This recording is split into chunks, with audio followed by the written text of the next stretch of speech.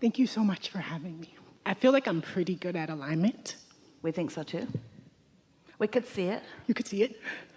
Alignment just meaning a desire and not much distance between your desire and where you are. Right. That's what alignment is. Comes and goes, but you're good at it. Yes. I have 3 teenagers and a lot of contrast. And my question is, how do I parent without imposing my will on people that I am legally responsible for?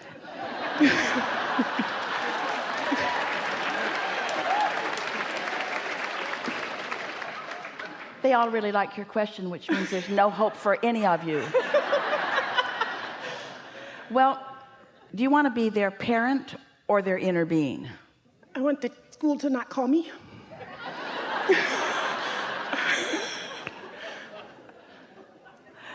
And I think that's their parent.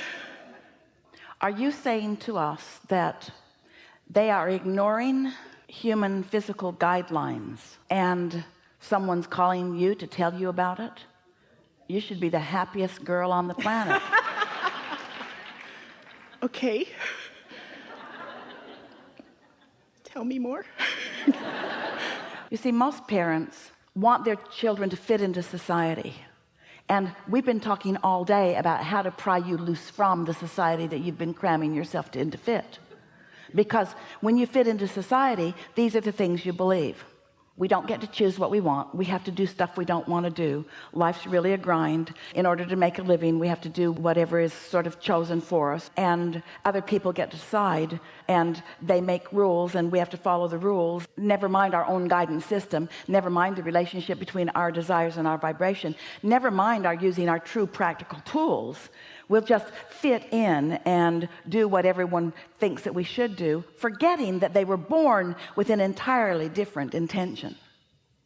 And so if we were standing in your physical shoes and we had the option of being a parent who is guiding them toward keeping the rules of the school, or being a parent who is guiding them toward an awareness of their inner being and a following of the impulses that come from true connection, we would choose the second.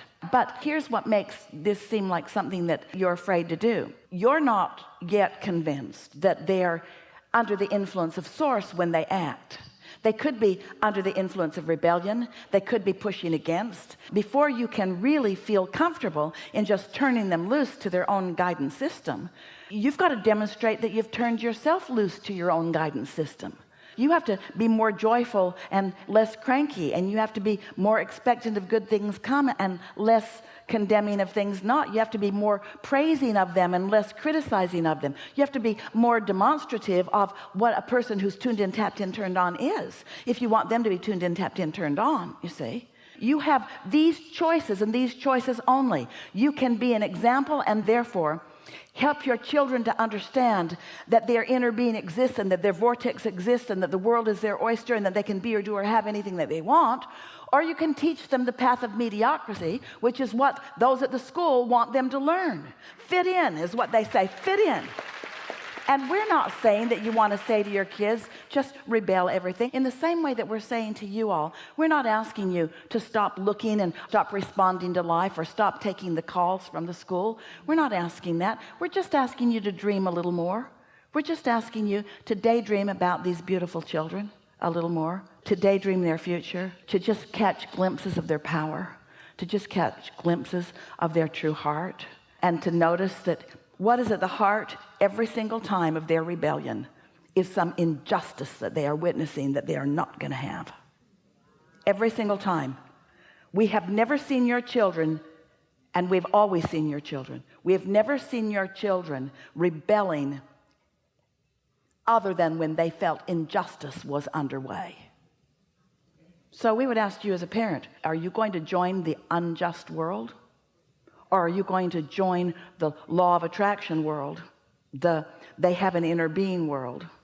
You want them to be tuned in and tapped in and turned on world, you see. So now we have some time. Tell us what the call was about, if you want to. Okay, I will.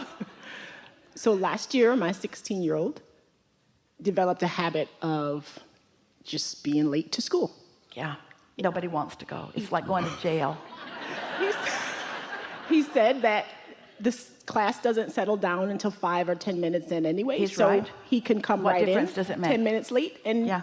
Why be part of all the chaos? Yes. Why not keep to himself and get more tuned in and come? But if every child did that, class wouldn't settle down for 20 minutes. Right? So whose side are you on? That's what he wants to know. Whose side are you on? Whose side am I on? Are you on the side of justice? Are you on the side of fairness? Are you on the side of keeping the rules? Now we know this is tricky conversation. Stay with us just a little while. So he's showing up late. He's showing up late. So that was one. That was last year. Yeah, that was last year. And that was the last time. So I don't. Then why are we talking about it? Because I imposed my will on him, and that's why he stopped. And I don't know if I should continue to do that. I got what I wanted. He's on time every day now. But I don't know if I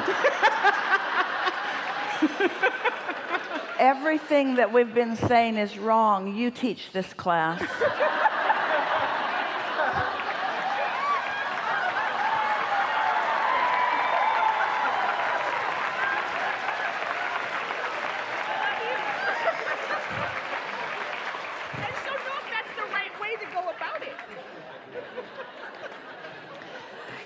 It is a short-term solution because it stopped the calls from coming, but it's a long-term. He'll be in one of these Yes.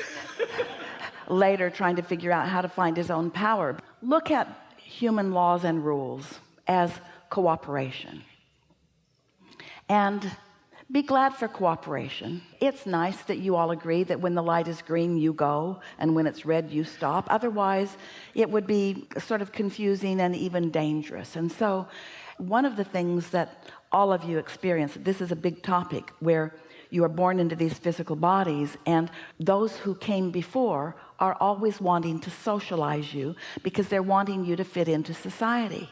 And what that means to them is you need to conform your behavior so that you fit in. So the upside of that is you don't make trouble for everything else. The downside of it is you never do anything magnificent. You never find your true power. And it doesn't take too long being in this body conforming in order to keep other people happy before you get burned out, before you wonder what it's all about, before you don't like what any of them are doing, before you're just having a miserable life experience. The only place that satisfaction comes from, and that's what you are all about. You came on this triad of freedom and growth and joy, and that joy, satisfaction, the only place that that comes from is by having an intention and moving in the direction of that intention. If you are doing something because somebody has made it miserable for you to not do it, in other words, it's the path of least resistance to just do this, but you're doing it because of someone else's will. In other words, there's a big difference in moving in the direction of what you want and containing yourself because someone else is making a demand about it. Like we've said several times here today, when we say we're not asking you to stop having negative emotion or stop having experience, we're not asking you to be blind to life. We're just asking you to dream a little more and get out ahead of it a little more and find out what true power is. So in like manner, we're not asking you to not ask your kids to be on time. We're not asking you to not have some things that they're expected to do. That framework is a good thing in this sense. Think about this. You were born into a time-space reality. And you know why? Your time and your space helps you focus. And without the ability to focus, you could not feel your progress. You could not feel your motion. It would not be satisfying. And so let's take that a little further. By having some parameters at home and at school, it does give you a place in which to focus. So we would say to our children, we would say, you know, if you make a decision and then line up with the decision, you're going to feel good. But if you don't make a decision, then you won't feel as good. And this is the way it plays out. Decide to go to school and be on time and line up with it. Or decide not to go to school on time and line up with that. But don't be on time and be mad about it. And don't not be on time and feel guilty about it. It's the lining up. It's you making your decision and lining up with it. And you see, almost everybody feels rebellious. Your kids feel rebellious about having to make the decision that you made for them, because that doesn't feel like deliberate creation. That feels like going through the motions of something else. And yet some of that is necessary in getting the launching pad ready. Yes?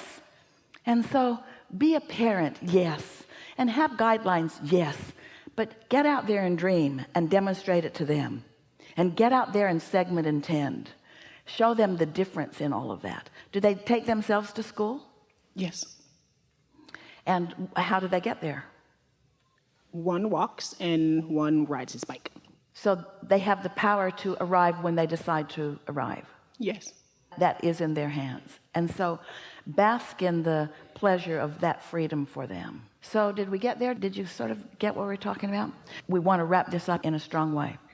So you want to be a parent who parents, which means you want them to know that you're thinking about them and that you care about them. But if you are a parent who tunes into source energy the majority of the time when you think about them, and then you cast your gaze upon them from your connected to source energy, you're going to find impulses of when to say things and what to say. You're going to demonstrate your alignment with your source and the power of your being, and they're going to hear that. And we can feel already you've been doing a great deal of that. The reason they're listening to you is because they do trust you. Their beef is not with you. It's with the injustices that go on at school. We can tell you this as we scan the vibrational atmosphere of their classrooms. We're focused specifically on your 16-year-old, 17-year-old now, or 16? 16, still 16. He's the least trouble in that room. He's the most powerful in that room. He has the most established dreams of anyone in that room. He feels the greatest risk. In other words, he's not saying when someone calls him that he doesn't care about. He cares about this. He cares about this a lot. And when he feels you're at oneness with his power, you're going to witness a really big shift in his joyful demeanor. He's already a happy kid. Say things to him like, I think I've always seen it in you, but I'm really seeing it now. You're a leader. But I'm just getting something, say to him. Leadership isn't about leading other people. That's hard. Leadership is about coming into your own power, and then others follow just naturally. And that's what I can feel for you. And that's why you're so stubborn about the things you don't want to do. And I'm just really getting that and appreciating that about you. You're going to have such a great life. I can feel it coming. I can sense it coming. I know it with everything that I am. I'm so happy that I get to stand close up and witness the wonderful stuff that's coming your way. Really good time for a segment of refreshment.